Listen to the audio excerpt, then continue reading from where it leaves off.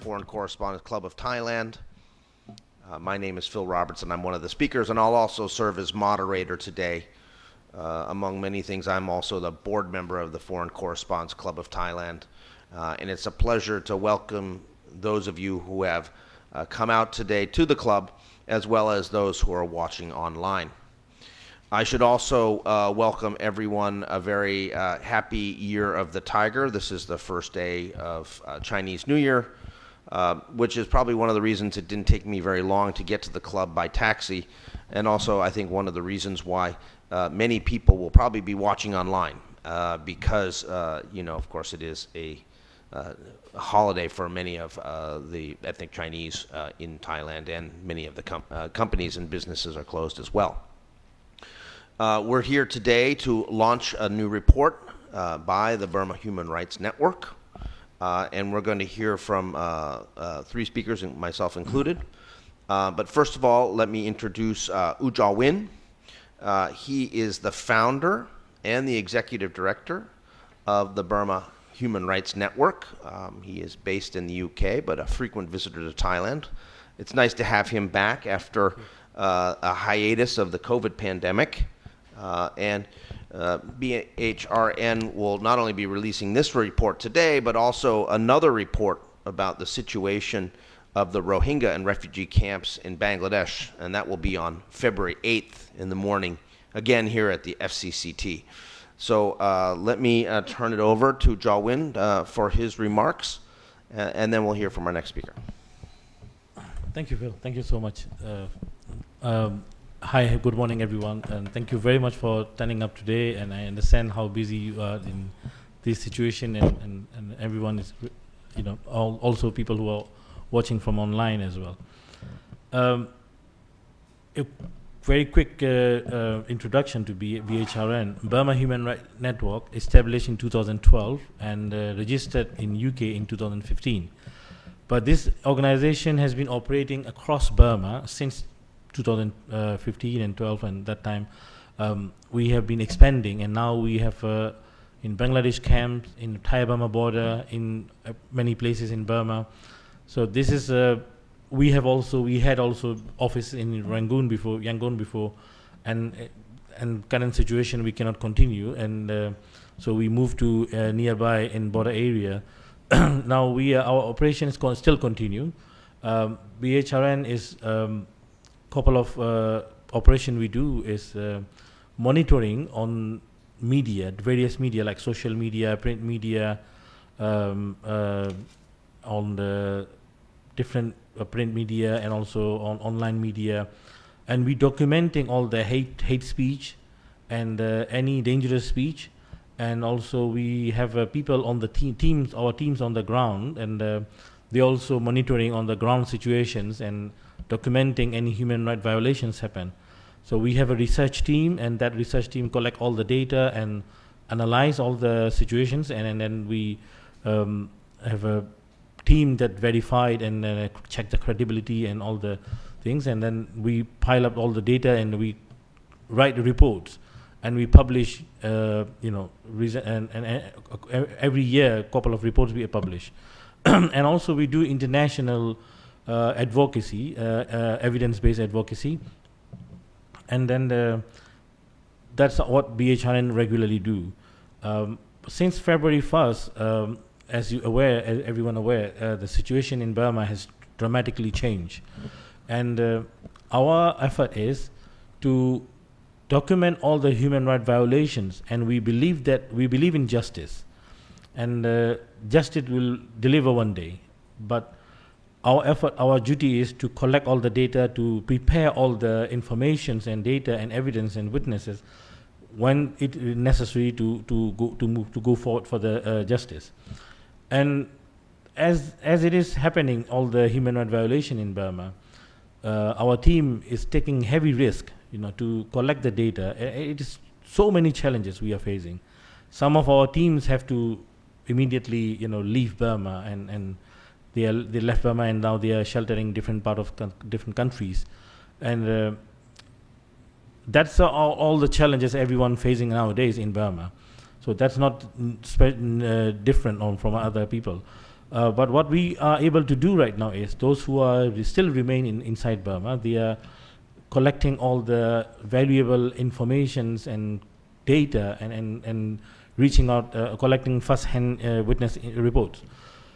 So all data we have, and BHN every monthly we publish monthly summary of situation updates, which include all the data every month.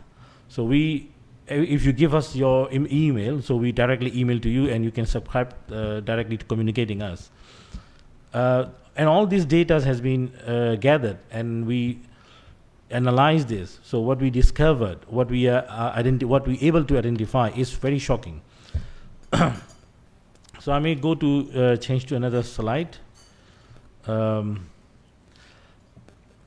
That during this Spring Revolution, and all the people who are, suddenly in Burma, we found that our what we crave for democracy is suddenly taken away. Can you another change? So from February, and there's a couple of killings happen, and after that, it's shockingly, every day, every month, we have collecting data about how many people has killed.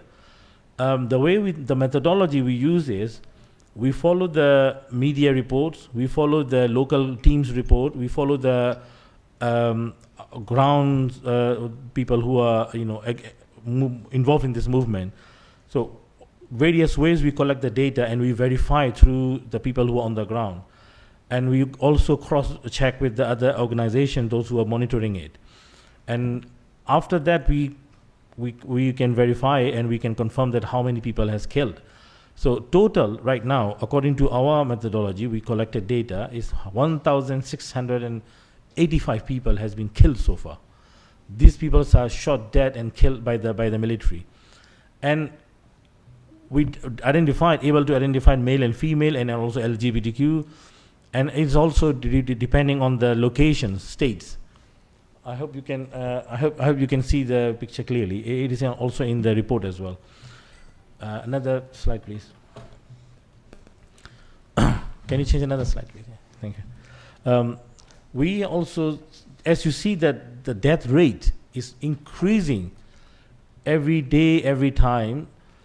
That not happening in one place. As you see previous slide, the place is widespread across Burma, not only one location. Not only one place happen, it's happening every places. Another slide, please. And there are different types of killing. It's not just shot dead and kill the people. They take away, they take the military arrest suspect from their homes, and they interrogate them. And then next day morning or another day, the family receive to collect the dead body. So that kind of killings are also huge numbers. You can see here it is also widespread as well. You can see that in many locations, except Tyranny and Karain, because we are unable to verify some information from that locations. So these are the places where people were arrested and interrogated and tortured and killed within 24 hours. And the number is increasing every time. And that there are so many cases we are unable to verify because of the security risks, and the family has been pressured by the authorities because they cannot speak to any human rights organization. Otherwise, they will also face consequences.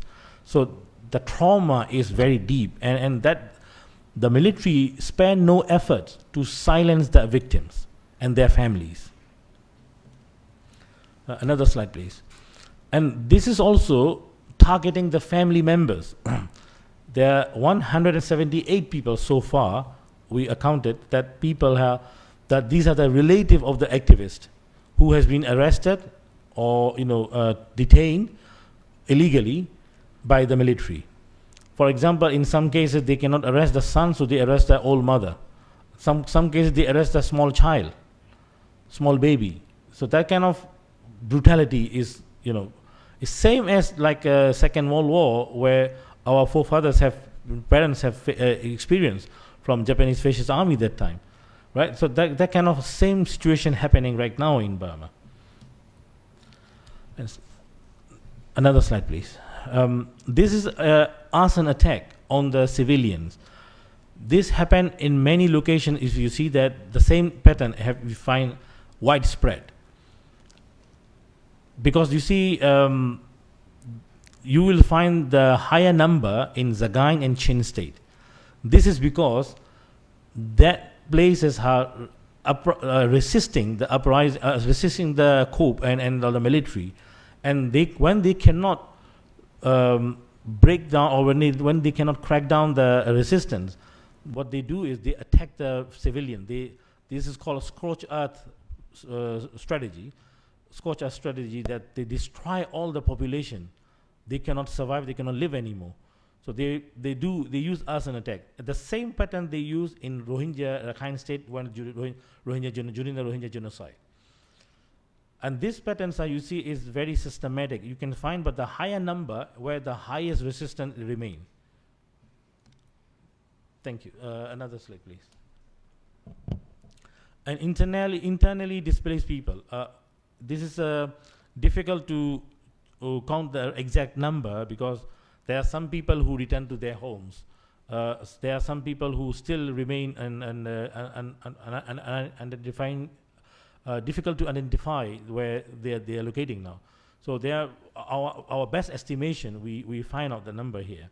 So we see that IDPs are also facing another challenge, that they don't receive humanitarian aids. The children, the women, the pregnant women, especially the elderly people, the disabled people, they're not receiving any proper support and any proper humanitarian aids. So this is very difficult for them to continue to live, but for them it's no choice. But they also have been targeted by the military. People also cannot help them. Helping them is also become illegal for the military as well. So they use every reason and resources to destroy, to put pressure on the people. Another slide, please. This is what I want to talk about, the widespread earlier pictures I shared here. According to crime against humanity, what mainly based on widespread and systematic attack. So when you see, I have proved that with the numbers and map and locations where the situation, something what happening is widespread and across Burma, and the system is also very systematic. The same situation, the same pattern you find where we find when we investigate it, the way it conduct, the way it's all giving order, and the way it come up with the consequences. So the patterns are very similar to one state to another state and one place to another place. So that means the military is committing clearly crime against humanity.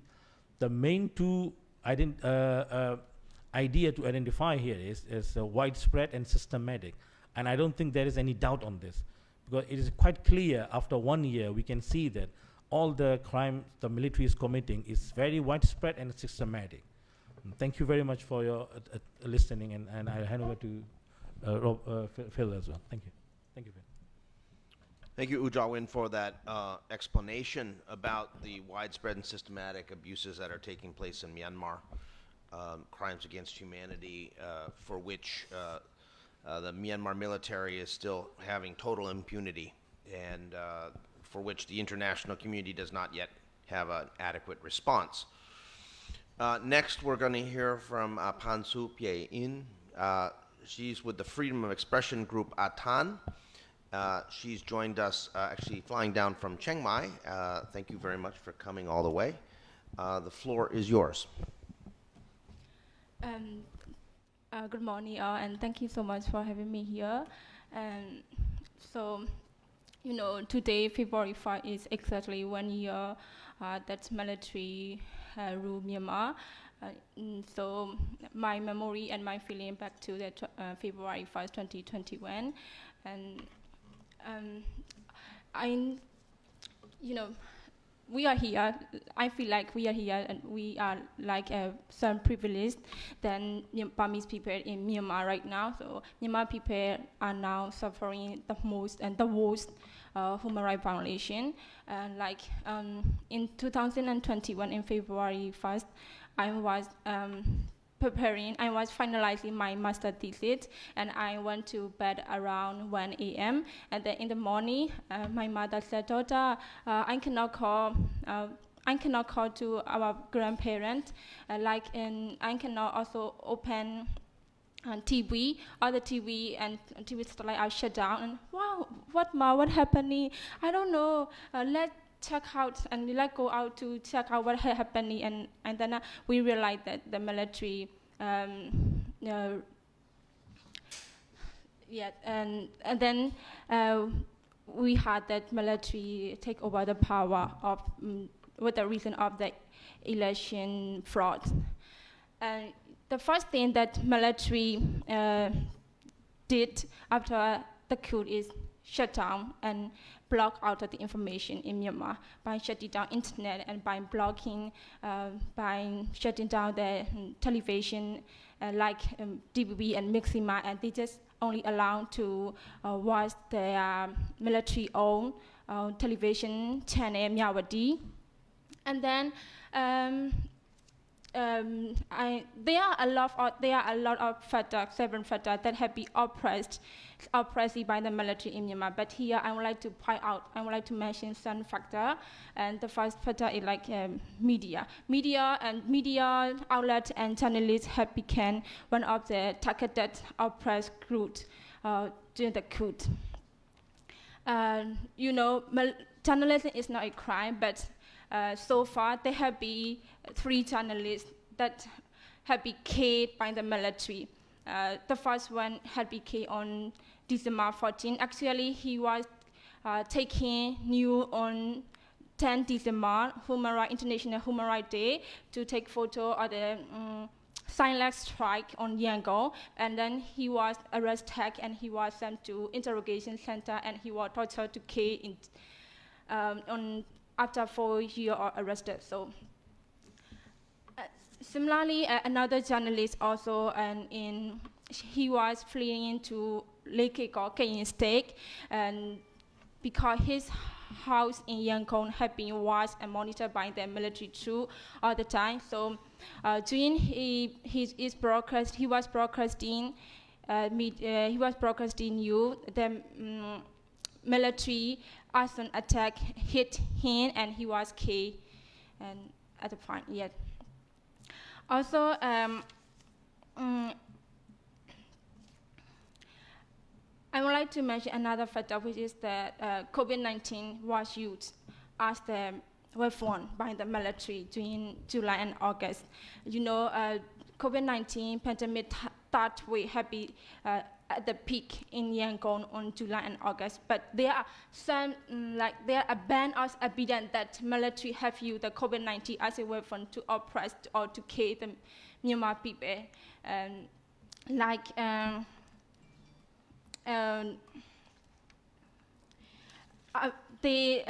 After the coup, they have banned the shortage of the medicine draft, and also the blanket ban on the import of the medicine. Also, military to forcibly close the hospital, clinic, and also they ban oxygen factory from selling to the civilian. And so, in August and in July, most especially in the populous Yangon, family have an experience of the lamented story, like son is going out to find the oxygen, but at home his father or mother had already died. So, also the military to commit that, arrest all the doctor, and they also pretend military soldier pretend like they are patient, and they call doctor, and then when the doctor came, they arrested them like that. So military committed crime against humanity in Myanmar. Also, I would like to mention about how their cruelty, they ram military track into a protest that happened in December, a protest in, I think, Brazen. A protest happened, and then double cat driven by the military ran into the protest people, and then the 3 people have been severely injured, and around 10 people have been arrested. You know, I think there is no country who that the military, the police or the soldier ran the public and then arrest. There is no country, that kind of country in the world, but we have in Myanmar.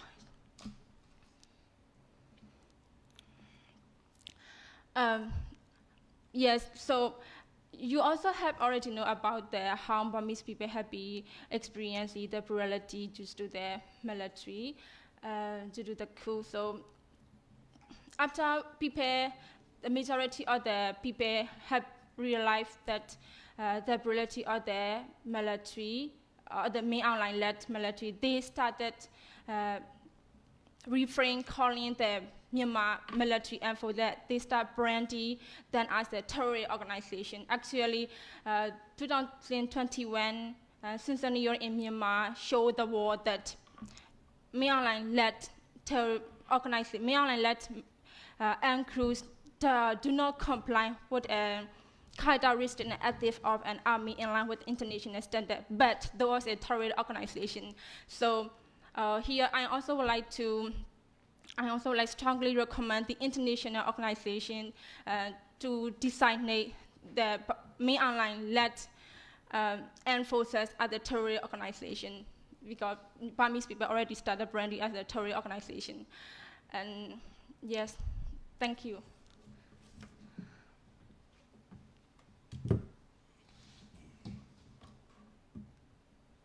Thank you very much for that heartfelt explanation of the many crimes that are taking place in Myanmar.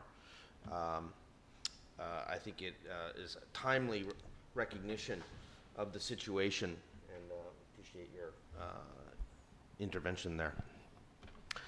My name is Phil Robertson, and I'm the Deputy Asia Director for Human Rights Watch, and I want to thank Ja Win and the Burma Human Rights Network for organizing this important event today and for inviting me to speak. Today, the people of Myanmar are living their worst nightmare.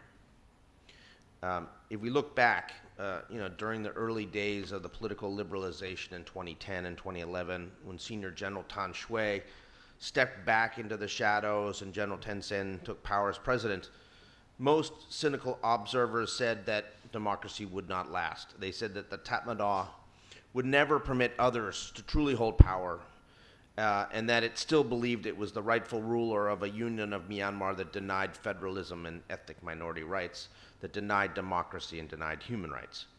And they quite correctly pointed to the highly deficient 2008 Constitution that was drafted by the military, for the military, and passed in a wholly fraudulent referendum conducted as survivors of Typhoon Nargis died without aid because the SPDC was more interested in its constitution than the lives of the people in the Delta. But gradually, the people of Myanmar began to believe a different democratic future was possible. Aung San Suu Kyi and the National League for Democracy thrashed the military-backed political parties in the landslide victory of 2015 and then in 2020. And while the situation was far from perfect under Suu Kyi and the NLD, with rights abuses still occurring, and of course the Tatmadaw's Commission of Crimes Against Humanity and acts of genocide against the Rohingya in 2016-2017, which Suu Kyi and her party tried to help cover up, it was still a democracy. And part of the reason many people are advocating so strongly for Suu Kyi now in the international community is because they recognize her as the democratically elected leader of Myanmar from the November 2020 elections, which the Myanmar military has tried to call into question, but has provided no convincing proof that there was any electoral fraud that would diminish or in any way actually impact what was clearly a landslide victory for the National League for Democracy.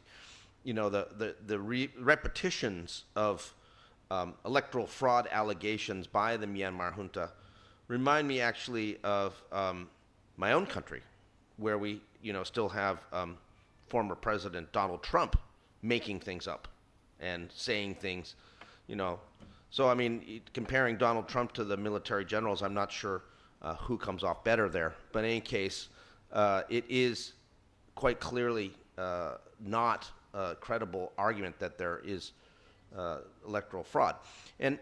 But for many people, it seemed the situation back in that time, in 2020, even in November 20, it seemed the situation progressed beyond the possibility of a military coup and beyond the ability of the military dictatorship to reassert itself and send Myanmar back to the dark ages. And it seemed, at least to many observers, that democracy was too well entrenched and the costs were too high and the military had enough power, influence, and impunity already. Well, we were all wrong. And we have to say that on the first anniversary of this coup, because we didn't count on Senior General Min Aung Hlaing and his overriding thirst for power, nor the Tatmadaws' unwillingness to countenance the fact that the Myanmar people wanted the NLD, not them, to run the country. And with the return of the Tatmadaw, it has unleashed on the people of Myanmar all the same sorts of rights abuses that the Burmese people, civil society, trade unions, underground journalists spent years documenting in the 1990s and the early 2000s up to the time of the democratic transition.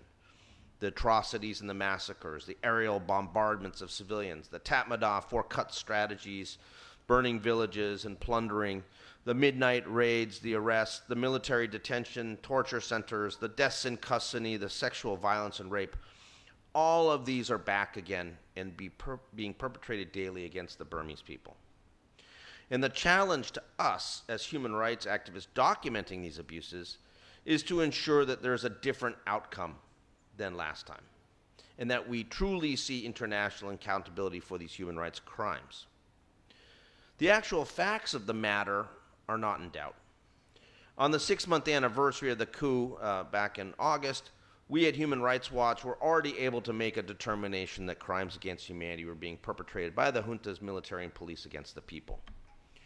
And the concept of crimes against humanity, it dates back to at least 1915 and actually was part of the 1945 Charter on the International Military Tribunal that created the Nuremberg trials of the Nazi leaders. Under the Rome Statute of the International Criminal Court, crimes against humanity are a series of offenses that are knowingly committed as part of a widespread or systematic attack directed against any civilian population. And the offenses of the Myanmar junta against those opposed to military coup have been both widespread and systematic. The nature of the response, broad-based and frequently consistent, as pointed out by Jaw Win, comparing what's happening in different areas and regions of the country, it reflects government policy rather than the actions of an individual or individual security personnel. And apparent crimes against humanity committed since February 1st, according to us, according to our analysis and our research, include murder, enforced disappearance, torture, rape, and other sexual violence, severe deprivation of liberty, and other inhumane acts causing great suffering. Now, we had previously found that Myanmar military junta had committed crimes against humanity against the ethnic Rohingya populations in 2012, 2013, again in 2017 as part of their campaigns of ethnic cleansing. Our findings closely track with other independent legal human rights experts who are working on this situation. And I'll just mention one, which is the UN-backed Independent Investigative Mechanism for Myanmar, or IIMM, which is closely following events and is collecting evidence of possible crimes committed following the coup. And, this has, of course, been authorized by the Human Rights Council, and is, by preparing these case files, ideally we'll see prosecutions in the future. They are mandated to build those case files, and they're going to provide those case files ultimately for international criminal proceedings against individuals responsible for these abuses. And I'll just quote briefly from what the IIMM said yesterday. Their statement said, quote, "Tragically, reports received over the last year suggest that well over 1,000 individuals have been killed in circumstances that may qualify as crimes against humanity or war crimes. Security forces detained thousands of civilians in circumstances that include credible allegations of arbitrary detention, torture, sexual violence, and even killings while in detention. The mechanism is working diligently to substantiate and document the facts underlying those reports to establish whether these crimes were committed, and if so, who is criminally responsible, and to prepare files that could facilitate prosecutions. The mechanism has been able to gather a great deal of relevant material concerning these events, and we are adding information and evidence to our files almost daily. So, it is quite clear that there is mechanisms to hold military officials and others in charge of this junta accountable for what they're doing. The question is whether there is a political will to do so, and that is the big issue. We are continuing at Human Rights Watch to work with a broad coalition of groups to strongly press the UN Security Council to take action on Myanmar. We want them to pass a resolution that would impose a global arms embargo on the junta, that would authorize targeted sanctions against Myanmar military entities and commanders based on human rights grounds, and ultimately to refer the situation of Myanmar to the International Criminal Court. Sadly, UN Security Council action is required because such a referral is needed, because Myanmar has not ratified the Rome Statute that established the ICC. So without that UN Security Council referral, there is no way to bring a case to the ICC against Myanmar. And also, I would be remiss to forget if I forgot to say that on February 21st, we'll see the next hearing of the International Court of Justice on the Gambia's case against Myanmar on the crime of genocide. And the military is sending their team, likely headed by Foreign Minister Wana Maung-Lwin, who will represent the military there.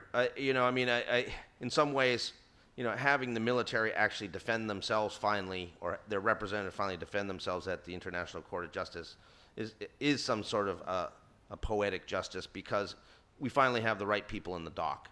A lot of us can criticize Aung San Suu Kyi for defending the military at the ICJ before, but really it should have been the military that was there, because they're the ones who committed these atrocities against the Rohingya, and they're the ones who should be held accountable. So we are right now on the first anniversary of the coup, facing a real uphill battle to achieve international justice for these crimes being committed by the military. The Myanmar people continue to demand action, but I think in some ways, to be honest, they're sort of losing hope in the international system, and that is a sad statement, but one that reflects reality. I've been going through the various different statements of foreign ministers and others that were issued on the first anniversary of the coup, and continually we're seeing the referral of ASEAN centrality, where the Australian foreign minister, the Japanese foreign minister, the U.S., the EU, and others, say that they're very concerned about the rights abuses that are taking place in Myanmar. They're standing with the Myanmar people, and then they turn and say that ASEAN, the Association of Southeast Asian Nations, has to help sort this all out. If you look around the world, I can't think of any organization that is probably less well-suited to ensure human rights accountability than ASEAN. And so for various different powers around the world to throw this issue of Myanmar to ASEAN, which is split right down the middle, and which is currently chaired by Prime Minister Hun Sen of Cambodia, who is a dictator in his own right, it seems to be the height of irresponsibility.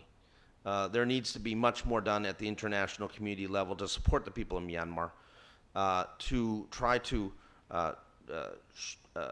demonstrate to them that the international community is not hopeless, that it's not going to just let them fight this on their own, but that they will have the necessary support of the international community in standing up for the restoration of democracy and respect for human rights in Myanmar. So, we've got a big year ahead of us. The situation on the ground in Myanmar, I think, is going to constantly change. There is a very clear tug of war going on between the people of Myanmar and the military junta. where on one side, the junta and its security forces are prepared to use excessive force and lethal force to try to enforce their will and try to get people to, frankly, sit down and shut up. And the people of Myanmar who are using peaceful non-resistance in the form of the civil disobedience movement tactics, the mass strike, the economic boycotts, and increasingly the armed resistance of the People's Defense Forces working with the ethnic armed organizations. How this plays out over the next year is unclear. But I think that time is on the side of the people of Myanmar. I think that the systematic, widespread abuses that are being perpetrated by the military are being met by the systematic and widespread resistance of the people. And that resistance is more sustained, more deep, and more effective than anything we have seen in the modern history of Myanmar. So I think ultimately the people will win, but there's going to be a lot of suffering, there's going to be a lot of rights abuses, there's going to be a lot of reversals and setbacks on the way to what I hope will be finally a victory for human rights, democracy, and the people of Myanmar. So with that, I want to thank you all for coming, and I'll take questions. We can have a microphone in the back here, so if anybody wants to ask a question, you're welcome to do so. If you do want to ask a question, please give your name and identify any affiliation that you have. We'll also look online at the Facebook Live post to see whether we have any questions there. So the floor is open for questions.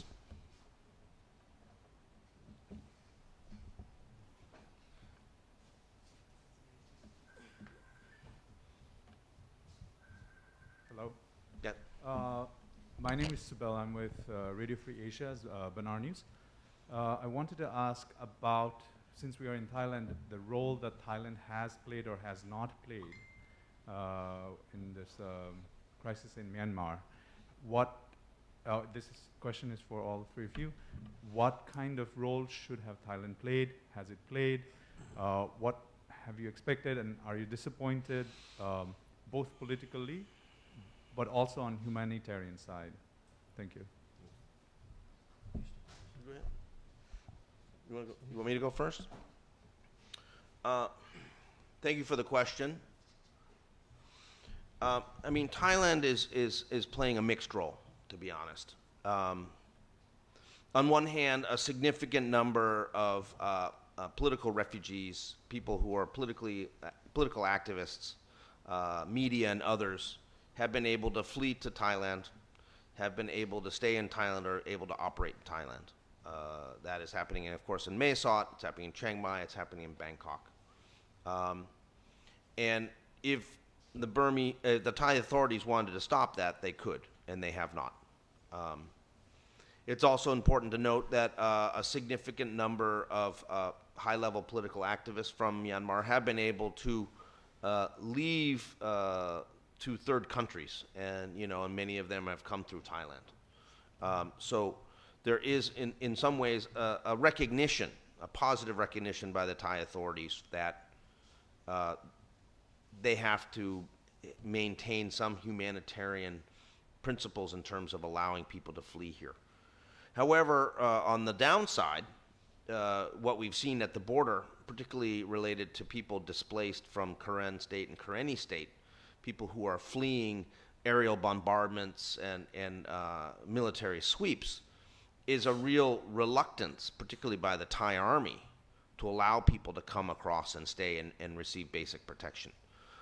There was this whole saga of the cowshed up near Mae Sot, where people were being kept very close to the border, so close to the border that it was actually quite dangerous for them. There was still fighting literally right across the river, and these people were not being allowed to leave, and they faced real danger there.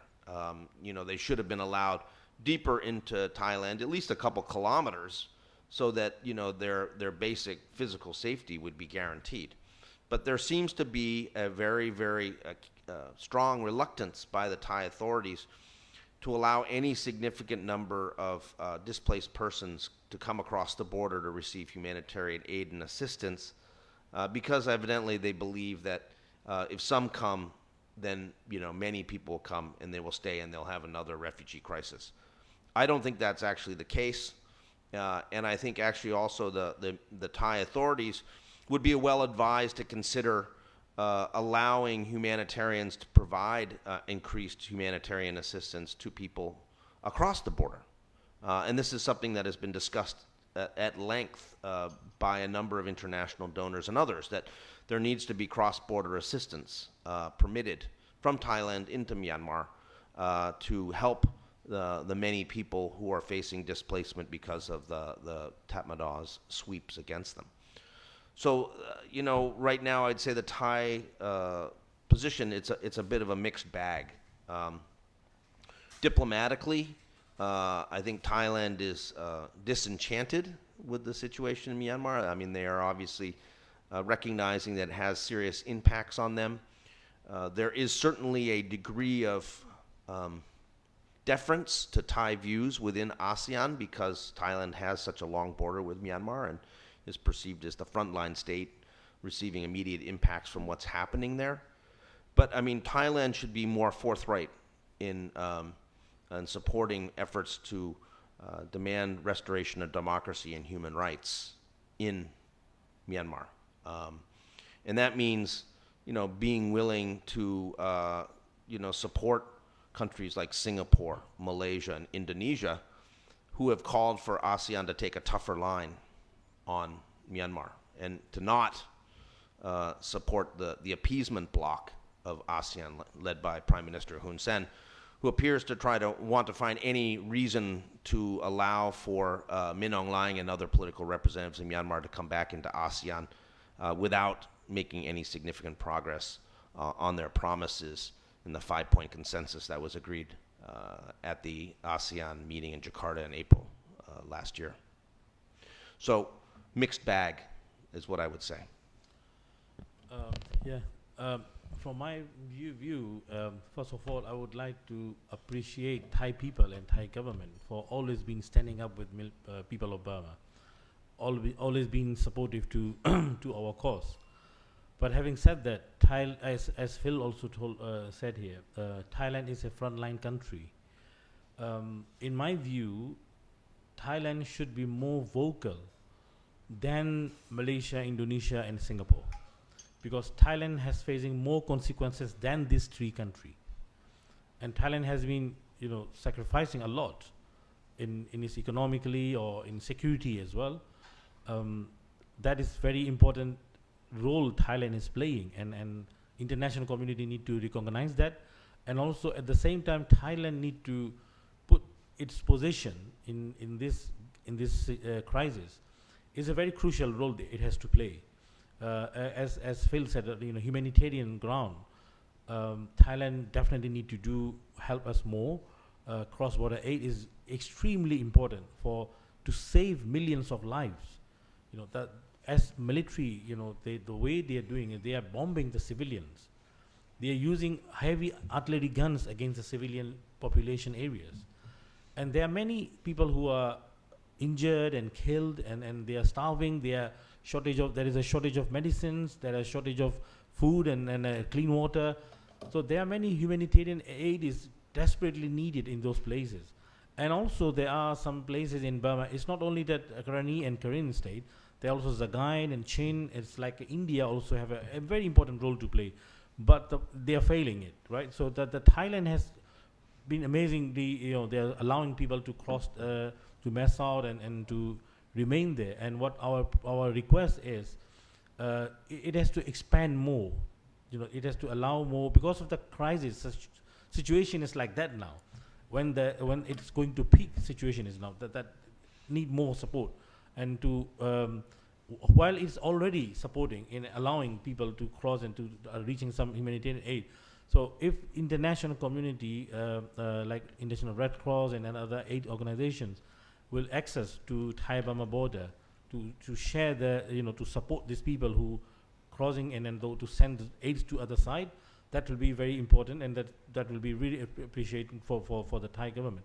And also that, as I said earlier, Thailand is a in frontline country, is having direct consequences on the crisis. So it has to raise more louder voice than Singapore, Malaysia, and Indonesia. Thank you very much. Pansu, would you like to say something? Yes. After the coup, many human rights defenders and many activists, and also including me, are a person who is working in an activist organization. Thailand is the first country that we think about to when we think about to go outside. Thailand is the first country, and thank you. Actually, I do not expect much from the authority, not only in Thailand but also ASEAN. But I do expect, and I do appreciate support from the people of Thailand, also people of ASEAN. And I feel like we, the people of the ASEAN, have the solidarity, the people together, in Burmese case, in Burma case. And yes, so like Philip and Sia Joem, they mentioned, I also would like to request time to embark in more to embark as advocate in ASEAN sector, to support humanitarian assistance to the people or to IDP that have already been in Thailand. Yes. Yeah, but I do expect much more support from the people. Yeah. Thank you. We have a question online, which has come from Gaspar Ruiz Canella from the Spanish news agency EFE. He asks, can you specify what the international community, including ASEAN, the UN Security Council, US, and EU, must do to help solve the crisis in Myanmar? If I may, the first thing is what we have been asking since 2017, not now. We're asking international community to take a severe and strong reaction against the Burmese military when they committed genocide against the Rohingya people. And this is a very long call to international community for their symbolic and inactive actions. So this is a very pressing for us. You see that while people of Burma have been suffering several decades, international investment is growing in Burma during that time. That was very sad to see. But I'm glad that international community is now taking very serious steps, but still it has to go to some stage that will really affecting the military. It is start affecting military, but what I'm seeing is a very slow. It should have, the first thing it need to do is target the sector that generating and revenues, millions of revenues to the military pocket. That is the main goal should be by the international community can do. What international community can do, we may not do as a people of Burma. So that's what relying on international community. So in that sense, first thing need to do is target the oil and gas sector. And there are many sectors, but also arms embargo. International arms embargo is very crucial, very important to impose on Burma. And as it is, they are killing all the people. But also people in Burma are now, maybe this is naively, but that's what the reality they are facing. They are asking for to impose no-fly zone, because especially Karen people, as you see that they have experienced bombardment by fighter jets every time, several times in this couple of months. So what the people, they understand, we understand that the international community does not have that appetite to impose or no-fly zone. But hear about the people who are suffering on the ground. That's their voice, that's their call. But international community, that sense is really failing on Burma. And my worry is Burma became a very good example for the authoritarians. That is how you need to play if you want to remain in the power. That has become example. So that's really dangerous example creating in international, and international order has dangerously losing in that sense. So what international community immediately need to do is think about some very effective and very effective and decisive actions that will stop the military from committing crime against humanity, or take some immediate action that will But and also we heard that we welcome the Chevron and Total that announced the withdrawing from Burma. Also, we really want not only withdrawing, also blocking any payment, any fund that receiving to the military. This is very important. So we urge to international community banning these generals from traveling to Europe and America is not enough.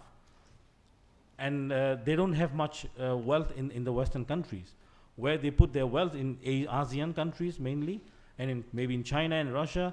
But the point is, in order to effectively impact on the movement is target the oil and gas sector, target the arms embargo. These are the very important area that the people of Burma is looking in and asking, urging to you people. Thank you very much.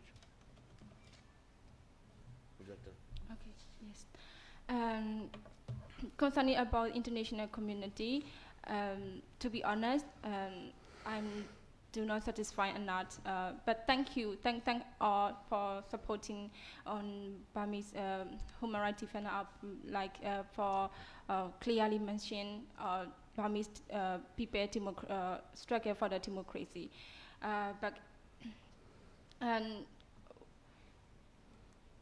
What I'd like to mention is about the particularly the telecommunication company, which are international company, when they do something, just do for in line with the international human rights law, international human rights standard. Please do not ignore the Burmese people suffering. Burmese people now, the new cybersecurity draft, according to the new cybersecurity law, people, Facebook had been banned in Myanmar by the military, so people are now using Pajir VPN, Pajir private network, to use Facebook. So everyone who use VPN now have been, they are every citizen in Myanmar who are using Facebook have to face 3 years in prison when they found that they are using VPN. So. Also another factor is since the coup on February, the military made online target the internet flow. So they firstly shut down the internet, and they also target the internet company, telecommunication company. So I would like to request the international company like Telenor, particularly Telenor, to do in line with the international human rights law, and please do not ignore what people are suffering in Myanmar. Yes, thank you. Couple points. On ASEAN, ASEAN needs to set out a very clear principle that they will not include political representation at ASEAN meetings until there is very significant progress against the 5-point consensus that was agreed by Senior General Min Aung Hlaing with the ASEAN leaders in April last year. That also includes ensuring that all stakeholders are consulted. What we saw when Hun Sen and his foreign minister, Prak Sokhonn, who's now been appointed the new ASEAN envoy on Myanmar, is when they went to Naypyidaw on January 7th and 8th, they were not permitted to see Aung San Suu Kyi or any of the other imprisoned leaders. In fact, it was a one-sided visit. They just met with one side. They met with the military junta. That's unacceptable. There has to be meetings with all stakeholders. There has to be an inclusive process. If the Myanmar military junta is not prepared to allow that to happen, and allow the special envoy to have necessary access to all the areas and all the people in Myanmar that he wants to meet, then there should be no concessions made in terms of Myanmar representation at ASEAN leadership meetings or ASEAN foreign minister meetings or other top meetings at ASEAN. In fact, there probably has to be more stricter enforcement because ASEAN, as you know, has 1 million meetings, and while the top level leaders may not be allowed to the meetings, a lot of lower level ASEAN meetings at the ministerial level are still going ahead with Myanmar participation, and that's problematic. ASEAN has to be very clear that it will hold the line. The fact that the government, Myanmar, was so shocked back in August when they were excluded from the meetings in the first place, and that they actually immediately said they were going to announce this prisoner release, and they promised to release 5,000. They released several hundred. But there were a number of political prisoners and media and other people who were released, and that shows that, in fact, when you hit the right pressure point, the military junta in Myanmar will react with concessions. And so ASEAN needs to play that role. If they're not prepared to play that role, if they're not prepared to be hardline about this, then they should stop pretending that ASEAN centrality is a core part of solving the situation in Myanmar, and let others do it. The UN Security Council, the British government needs to get more of a backbone. They need to be prepared to come with a resolution on the situation in Myanmar. So far they've been reluctant to even start drafting one because they say, well, geez, China and Russia will veto it. Well, let's have the conversation. Let's have the public debate. Let's make China and Russia stand up and defend the indefensible, to defend the crimes against humanity that are being perpetrated by the Myanmar military junta against the people of Myanmar every day. Let's impose some costs on these defenders of rights-abusing regimes, not only in Myanmar, but other parts of the world. The fact that the UK says, well, geez, we can't do anything because they'll just veto it. Well, start a process, start a dialogue. Stop having these, consultations behind closed doors where nobody finds out what happens, and, we just get spin when it comes out. This is just creating a great deal of cynicism among the Myanmar people towards the UN. And that's unfortunate because, of course, Myanmar was one of the early members of the UN. It was one of the members that voted for the UN Human Rights document that was established in 1948. It is a central member, important member of the UN, and for the people of Myanmar to basically say, well, the UN is going to talk until we're all dead, I think is unfortunate, and it reflects, a failure of the UN system to basically respond to the needs and demands of the Myanmar people. The United States and the EU, they need to impose more targeted sanctions, starting with sanctions against the Myanmar oil and gas enterprise and other key entities that are involved in the oil and gas sector. There needs to be action to ensure that the pullout of Total and Chevron doesn't just result in PTT in Thailand getting all the assets and continuing with business as usual. That's unacceptable. There has to be real pressure, which means stopping the payments from oil and gas to the Myanmar junta through the Myanmar oil and gas enterprise. These are the sort of things that we would expect to see. These are the things we'll continue to demand.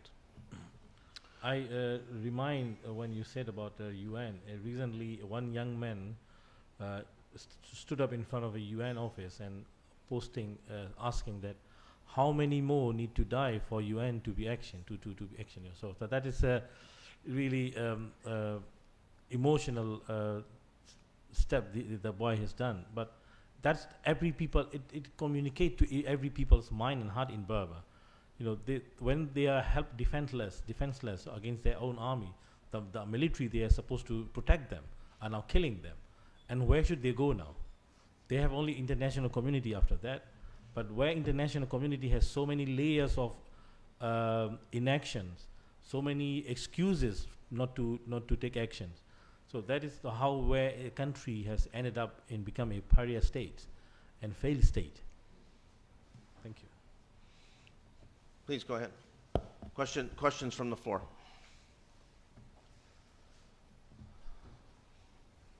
I have one question about the report. I see that I think the state of Sagaing is ahead compared to other states in all, whether it is disappeared, whether it is killed within 24 hours and killed in total. Can you tell us a little bit more about that state, what's going on there? Thank you. As you see, the Sagaing historically is not that the state which has any armed struggle.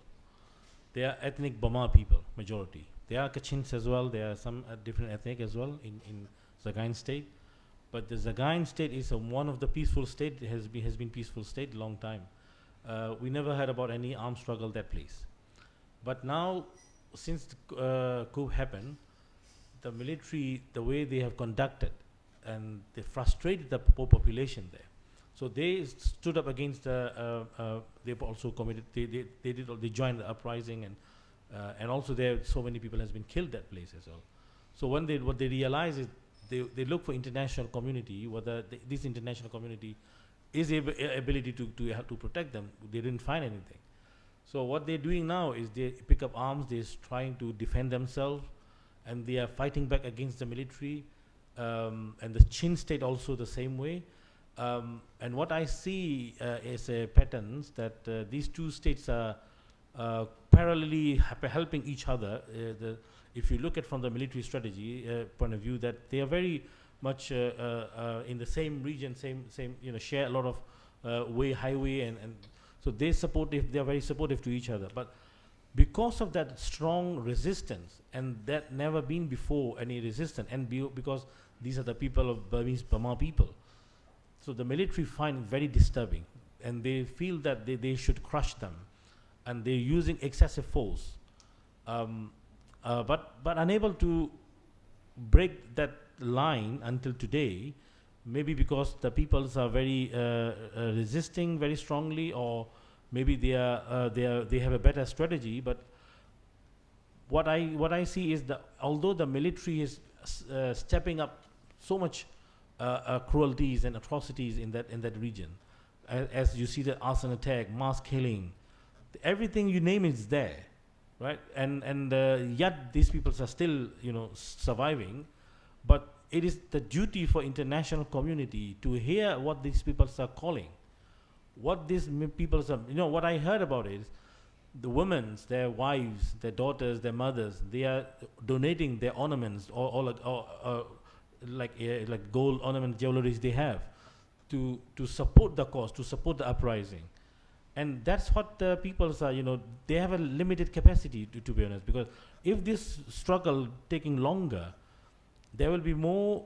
The numbers which we are seeing right now is already shocking, but I don't surprise it will increase, because the way the military is conducting is never going to end, never going to stop the way it has been conducting. The military operations are there, and they are undiscriminately they are targeting civilians, and they are shelling the civilian areas, bombing the civilian areas, and using helicopter gunships, and they're using all excessive forces. So this is these numbers, why it is increased larger than any other places, is because they are facing the tough military operations, and they are not regular army like other ethnic groups, like Karens or like Kachins or like other ethnic groups, the way they have been trained. But what I also heard about is they have a close geographical location to KIA as well. So possibly the Kachin could help them. But the point is now the military is taking huge step to crack down these people and using a lot of excessive forces. That is the reason why the number is very high there. Okay, we have some more questions online here. From Gregory Kleiman, who asks, what role does the gas supply from Myanmar have on the Thai government not being willing to get involved and not being further outspoken against the SAC crimes? Yeah. What I For the Thailand, I think I understand that Thai is also have hunger of the energy and the same situation with other countries. But it is important, depend on the political will of the country, where how far the country want to go further steps. But it is at the same time. I mean, as a as a people of Burma, we want to see Thai stand up with people of Burma, not with the military, because we are the people who remain forever. Thai people, Thai Burmese people, everyone, we remain as long as this Mother Earth survive. But maybe the authority will have today, and tomorrow they might go away to somewhere. Yeah. So we have to centralize the people of Burma, people of Thailand, people of Burma. These are the main center for our all thinking, all our strategy. So what people of Burma want Thai government to do, or Thai people to do, is withdraw all economic investment with the Burmese military, and your money is spending to kill us. So that is what our right to ask you, not to give your money to them. I mean, that's very informal way, simple way I'm talking to communicating from here. So the point is now those investment is not only Thailand. There are many other countries, as Total and Chevron is doing. It is a good example. But what we want to request is to make sure no fund reach to the military. That is very important. Thank you, Phil, if you want to fill up anything. I would say just a few things about that. Quite clearly, the natural gas that is reaching Thailand through the investment of the PTT, the Patata, and then subsequently being generated into electricity, used to generate electricity by the EGAT. You know, this is a major issue for Thailand. You know, Thailand's gas fields are already giving out in the Gulf of Thailand. They're very keen to be involved in an ongoing exploration for new blocks of oil and gas in the Gulf of Matraban. You know, this is something that I think Thailand sees as a part of their energy security. So it's a very daunting issue. You know, there is a relationship between also the Myanmar military and the Thai military. You know, Senior General Min Aung Hlaing was close to the late Privy Councillor and Army leader Prem Tinsunathorn. And so there are certainly connections between the two sides. What I would say is that Thailand has to be very clear to recognize that an ongoing unrest of this sort in Myanmar is ultimately going to be very damaging to Thai interests. And that Thailand needs to recognize that the people of Myanmar are not going to agree to be ruled by this military. That, you know, too much water has passed under the bridge. The democratic period of 10 years, you know, raised an entire generation of Burmese who had access to the world, who had cell phones, who had information, who knew what civil and political rights looked like, who knew what economic progress looked like. And they are not willing to go back to a military dictatorship of the sort that their parents and grandparents suffered under for more than 5 decades. There's no sustainability there.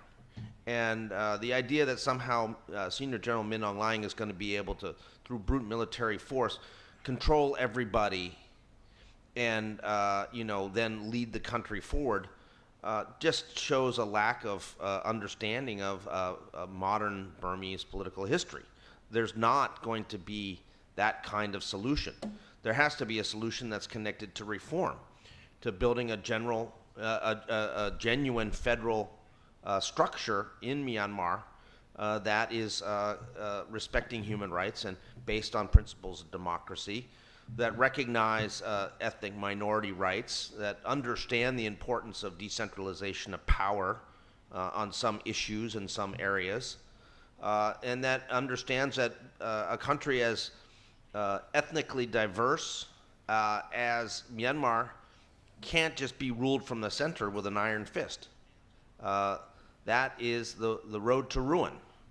And if Thailand sides with that solution, then Thailand's interests will be negatively impacted over the longer term as the people of Myanmar look around and figure out who are their friends and who are their enemies when the battle was ongoing. So I would hope that Thailand would recognize that they should be farsighted in this and understand that, as a neighbor, they will certainly be part of the calculation in a new democratic Burma that is federal and has a federal constitution and that reflects the diversity of Myanmar. The people of Myanmar have a great deal of experience in Thailand, both negative and positive, because of so many migrant workers coming to Thailand. Myanmar people know more about Thailand than I think the Thai policymakers understand. But the reality is that they want that friendship to be based on consensus between democratic governments, both in Thailand and in Myanmar, and not based on dictatorships. Do we have any other questions from the audience here who's here at the FCCT? Please go ahead. Yeah, thank you for the excellent briefing. I'm Olga Nakajo from the UN in Myanmar. I wanted to ask whether you could speak about the situation of human rights defenders and journalists who are inside Myanmar as well as those outside.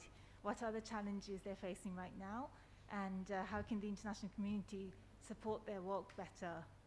Thank you. Thank you. So the question is about human rights defenders and journalists inside Myanmar and also in exile, and how can we support them? So why don't you start? Yes, for human rights, first for human rights defender, like some international organizations are supporting ground human rights defender and human organizations, like giving safe house, like supporting their accommodation, and for some journalists, the main problem is that I think Bay is the main problem. Yeah, phone Bay. Yeah, phone Bay is the main problem for the internet journalists, because the price of the internet packet is very high now. Another one is the security. Like journalists. Most journalists have been sacrificing their job after the coup because of their security concern, but some are fleeing to other alternate area like KNU area, and they do not have enough salary or enough money in camp, so they just they are mostly depending on the support or donation by other the journalist supported organization. So if international organization who work to support the media and journalists, I would like to recommend to support to approach the international organization and to approach the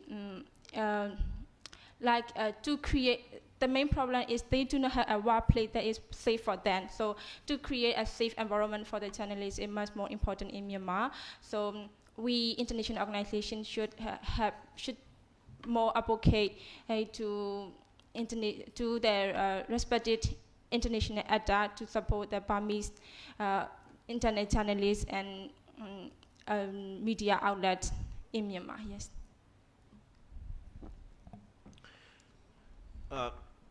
The situation of journalists in Myanmar is very dire. Many of them are on the run. Many of them have been arrested in prison for simply doing their jobs.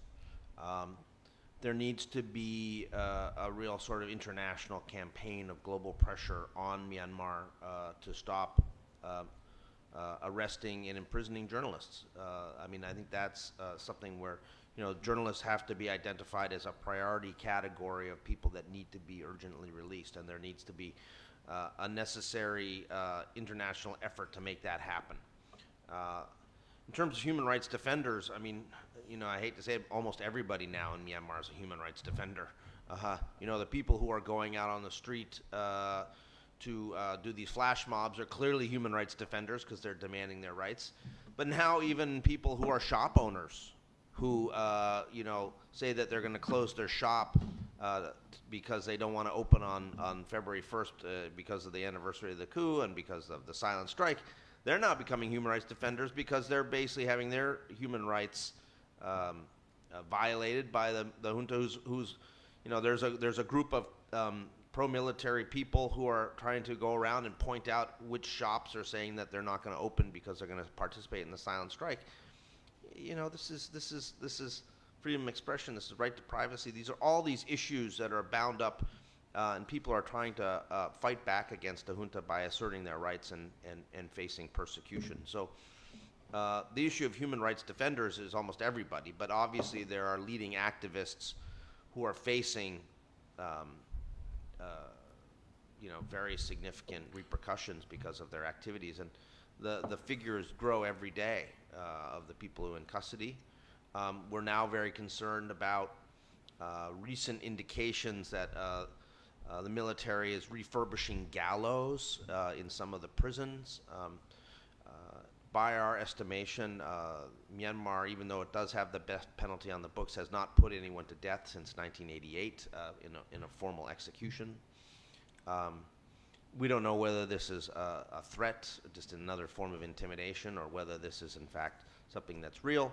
But there are now more than 100 political prisoners who have been sentenced to death, in part because many of them conducted activities in areas which were under martial law. But there's also been other prominent cases that have recently come up. So there needs to be a global campaign, and there needs to be an effort to, frankly, put names to faces on some of these defenders and journalists who have been imprisoned. The figures go up every day. We're all watching and frequently referring to the figures that the AAPP is bringing out. But, I think that the international community is not putting a face to the names and to the numbers. And so we have to be more creative in the way that we campaign to get international attention on some of these prominent cases and demand releases. I mean, this is, in my view, perhaps one of the most important parts of any sort of political dialogue that might happen in the future. If there's a significant, massive release of political prisoners by the Myanmar junta, then I would say, okay, we're starting to get somewhere. If it's more of the same, talking, saying that they're going to do something on humanitarian aid or they'll stop violence, it's just talk. We saw when the ASEAN foreign ministers made their decision in August to not invite a political representative of the Myanmar junta, that the first reaction of the junta was, okay, let's release some political prisoners. So when they start saying we're going to release political prisoners, I feel like we've hit a nerve. We've actually got something going here. That's an indicator of progress in terms of pressuring the junta, that they're prepared to start releasing some people, because there's so many people now being detained. Can I add more? Thank Please. you. So, concerning about journalists, international organization should give pressure to military junta from surveillance, investigation, intimidation, and threatening and prosecution of the journalists and human rights defender. And also, all the prosecution on journalists and new media implying criminal law instead of the new media law need to be dropped. And local and international organizations should protect the safety and security of the journalists, implementing a mechanism accessible to every journalist. And short-term and long-term plans need to be put in place, ensuring the journalists' safety and livelihood and new media sustainability while in displacement domestically into safe zone or abroad. These plans should consider accessibility and inclusiveness for every journalist. So international organization, international government, organization, and non-government organization need to provide access to production and opportunity to assist the safety and well-being of the migrants with internally and cross-border displacement. Thank you. Okay, we've got a question here from Thomas Maresca from United Press International. He said he has a broad question. He said, absent a significant change in response by the international community, what do you think the prospects of a full-scale civil war breaking out are in Myanmar? I think Prospects of a full-blown civil war. Burma has been in civil war since it got independence. But what we are seeing right now in my lifetime, it never saw any bomb blast or any gunshot by, not by the military, by other people in Burma, in Rangoon. It's my lifetime, first time I'm hearing this. And this is not one case. It is several cases on daily basis. So there are many underreported incidents happening in Burma. So that full-scale civil war, that could happen. That could happen. If there is a failure from international community to target the military, to stop the military from cruelties, that the way they have been conducting, the crime against humanity, the way they have been conducting right now, it is the right for the people to defend themselves.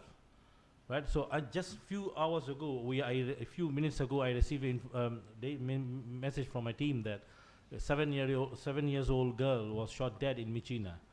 Now imagine what is the consequence of trauma the family is going through. So these are not one case. There's several thousands of cases, or to be honest, thousands of cases are happening in Burma. So people of Burma is fed up with this kind of cruelties, and they have their right to defend themselves. So I'm not here justifying violence. Of course, we are all against the violence. That's why we are stopping it. We try to put pressure on Burmese military not to continue that. So we can stop the people not to do so. But this is not happening here. First of all, there is several sides of failure on Burma issues. If you name it, for ASEAN or UN or EU or many countries, we have involved in that failure. We share the failures. But at the same time, that can be argued that, okay, we can do as much as we can, but when it comes to humanity, you cannot give excuses. You cannot justify also your interests. That's every country has duty, moral duty and duty to protect human lives, and that is why UN is come to exist, and that is a big failure from UN side. The civil war in Burma is very likely to happen because in coming months, the military is they are preparing to launch a large-scale military operation nationwide, because the weather is it is now a dry weather, so they can access to the many ethnic areas, the mountainous areas, and so they can access their military. They can send their forces to attack the ethnic arms groups. And also they can conduct so many military operation in like place like Zagains and Chin states because of the weather, so we expecting so many military operation going to happen in coming months until April or May. In response to this, there will be you can see increasing people picking up arms and making their arms and then attacking them and resisting the military operations. So which means that it is very likely the large-scale, full-scale of civil war going to happen if we continue to fail to stop the military from committing cruelties. Thank you. Okay. From my point of view, I do not see what is happening in Myanmar is not a civil war. I do understand civil war is a war between the government forces and other armed forces, but I believe that this situation is not like a civil war. It is actually Burmese people are fighting for their freedom, fighting for their democracy. It's like people fight for their independence in 1948 against the British colonization. It's much the same with the 1948. It's the countrywide defending. So I do believe that is this scenario of our revolution will win, but it will take time. But if international organization, particularly UN and a major power country, clearly stand on the side of the Burmese people on their way to their freedom, on their way or their fight for freedom, there will be less suffering. And I also would like to add that it's undeniable that the inadequate action of the United Nations and major power are intentionally influenced for the junta to commit crime against humanity and in Myanmar. Yes. Thank you. Yeah, I mean, I agree with John Wynn that in fact there has been a civil war going on between the center and many of the ethnic armed organizations going back to really the late 1940s. So in some ways, you know, in areas like Karen and Karenni State, Shan State, Kachin State, and other areas, you know, this is an intensification of an existing situation where there has been ongoing war between the Myanmar military and the armed forces of these ethnic groups.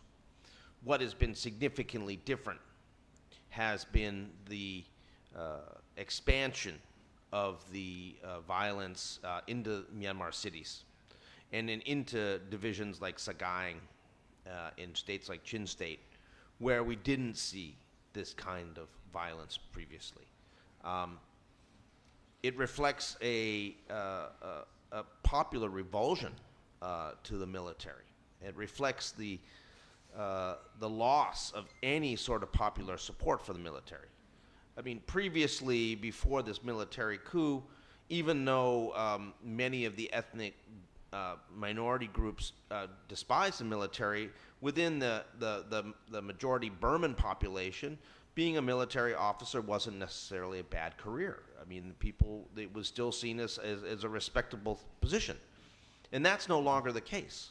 The military are despised for what they have done in dragging Myanmar back into this state of unrest, these rights abuses, and all the things that are happening. So I think that the longer this drags on, the broader the resistance will be to the Myanmar military.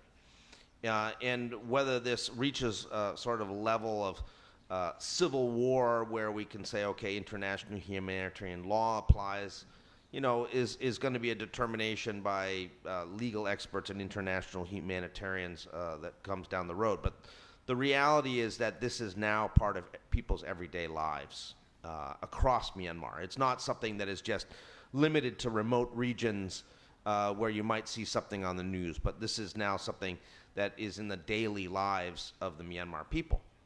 And interestingly, perhaps the one silver lining here is that it has also prompted a sort of national rethink about what happened to the Rohingya in 2016 and 2017, where previously what the military had done there received popular support from many of the population of Myanmar. But now people are saying, we're really very sorry for what happened to the Rohingya. We understand the horrors that they faced because now the military is doing it to us as well. They are, you know, pursuing these kind of atrocities and these rights abuses and the arrests. I mean, obviously it doesn't rise to the level of crimes against humanity in all areas, or certainly acts of genocide, which we found were perpetrated against the Rohingya, but it is prompted a wider rethink within Myanmar about what happened to the Rohingya, the culpability for that, and what will happen in the future for the Rohingya, and including them as part of the peoples of Myanmar.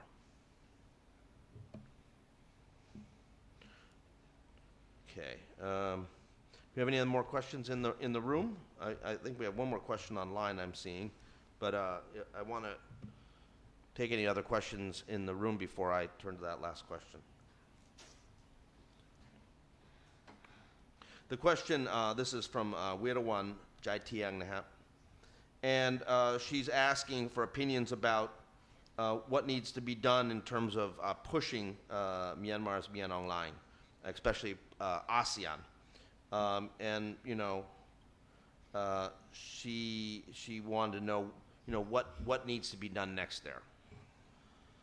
I think putting ASEAN as a central to the solution for this cause is a very strategic mistake, because ASEAN doesn't have any capacity to solve this problem, and ASEAN itself has a problem. of the having authoritarian and also inactive on the human rights violations. So I don't see ASEAN as a solution for this crisis. But international community, as you see that in a very quick, very short, very recent evidence is, on April, the military junta agreed on 5 points. And what happened? Does it come out anything? None of them is, materialized. So that means the military doesn't take any care about what ASEAN said, what ASEAN saying. So that means ASEAN doesn't carry any weight in this crisis. The important point is UN Security Council. The major countries need to do something, because the failure is they don't want. Of course, there is a difference in the in these interest in these countries, but they don't want Burma become a failed state. The serious and immediate consequence is for China and for ASEAN.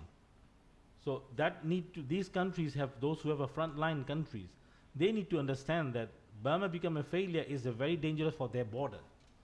Especially now India having some issues in the border now. The same way China going to have this. The same way Bangladesh and Thailand going to face this. So the solution is of course from powerful nation that could put pressure, stronger pressure on Burma, not the ASEAN country as I see it. Thank you. I see actually there's another question here from Paul Greening. He said, what do you think of the UN Special Envoy's statement and strategy? And I'm going to use that to segue to that other question about ASEAN. The UN Special Envoy actually briefed the UN Security Council the other day in a closed session. She then later came out and had a statement and also a press briefing. And it's pretty clear that she's still very focused on ASEAN and ASEAN centrality as a solution to the crisis. And, was talking about trying to move forward with the one piece of the Hun Sen Min Aung Hlaing statement, which actually conforms with the 5-point consensus, which is discussing about humanitarian aid.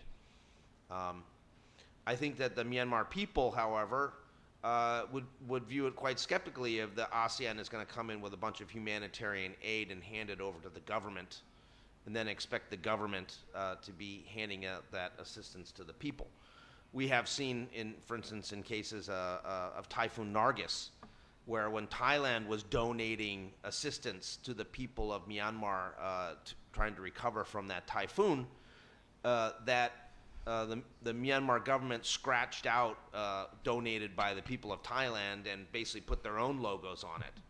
I think unfortunately any sort of humanitarian aid that is provided through the Myanmar junta is going to be politicized and is going to be used in a way that is trying to assert the control of the Myanmar military by trying to say that they're the benefactors in supporting the people of Myanmar. John Wynn was mentioning me today that he said that there was an effort to try to break the silent strike, which is going on in Myanmar today, by offering free oil and gas to people. Or maybe you were the one who mentioned it, yeah. So, I mean, it is quite clear that the junta is trying to offer material incentives, sort of humanitarian bribes to the people of Myanmar in order to try to get their way and to get people to stop protesting. So, I mean, does ASEAN becoming a part of that contribute to a solution? I would say probably not. I think that the UN Special Envoy, she's going to try to go to talk to everyone, although so far she hasn't really talked to civil society, which is, I think, a major oversight of hers so far. She's come through Thailand a couple times and hasn't spoken to anybody that I know of within the Burma exile groups or with the various different NGOs and others who are working on Myanmar. So, I hope that she will recognize that ASEAN is really not a way forward and that there's going to have to be a more significant effort, perhaps with the Quad or with efforts at the UN Security Council, UN General Assembly, to do more and not just try to rely on ASEAN, which is hopelessly split right down the middle on the issue of Myanmar. If I may say regarding Special Envoy, let's see her roles. She has to reach out everyone. She has to talk everyone, and she find the solution that everyone accept that. So that's her role is. But that's not necessary to be reality. But the reality is, where we are today is the failure of power sharing. Right? So where we are today right now, because there isn't balance of power there. The military has their own, they have a strong power, the military might, the military power, and they have license to kill. They can kill anyone. That's what they believe that. And they feel that they're out of the hook. Until today, what is the consequence of genocide against Rohingya people? The military faced nothing. They didn't face anything because committing genocide. So that is what encouraged them to commit crime against humanity today where we are. And we have been asking international community, including UN, telling them, put some stronger sanction or action, something, that they will regret to commit such a crimes.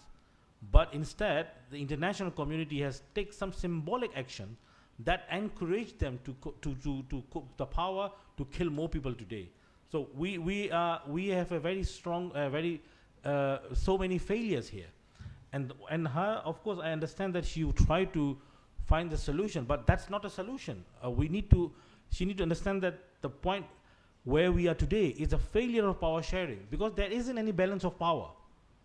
Power sharing only can happen when there is a balance, there is an equal power.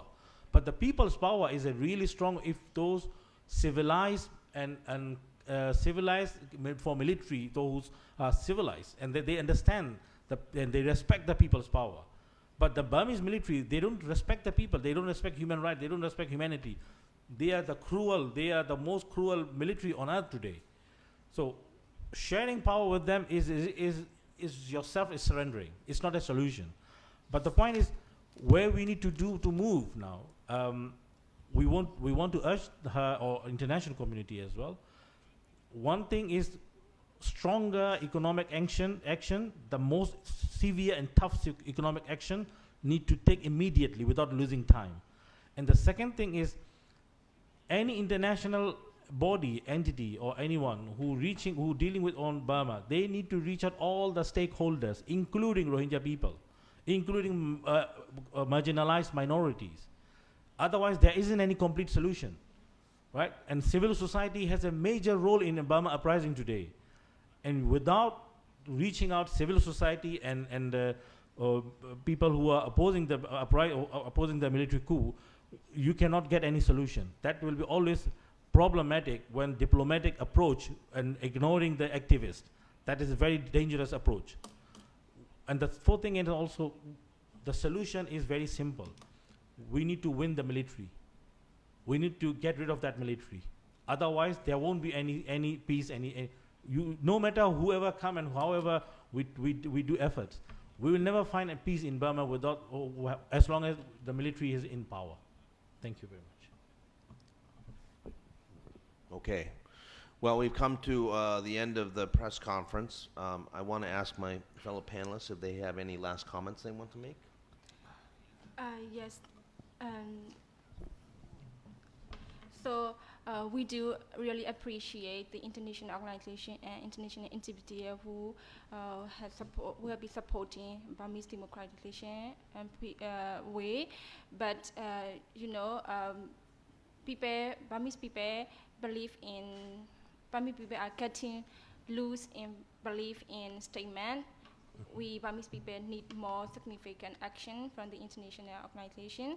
So as I have mentioned before, military mainline led forces do not comply with any of the characteristics of the international military standards. So they are not more than terrorist organization, and people in Myanmar are fighting against the powerful systematic terrorist organization, and international organization need to support, particularly major power, need to support more emphatic and more significant action in the way of Burmese people fight for freedom today. Yes, thank you.